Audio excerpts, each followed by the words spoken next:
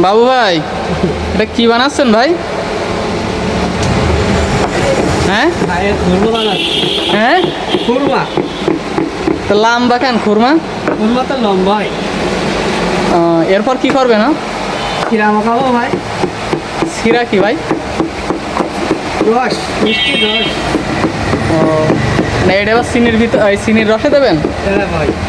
ওকে ভাই, ভালো থাকেন ভাই, আবার দেখা হবে। আচ্ছা ঠিক আছে ভাই।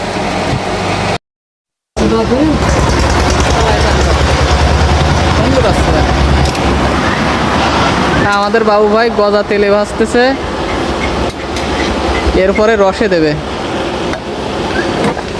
তেলে ভাজা শেষ, এবার রসে দিয়ে বাবু ভাই তো নাড়াচাড়া করে গজার গায়ে রস লাগাচ্ছে, চিনির রস। দেখেন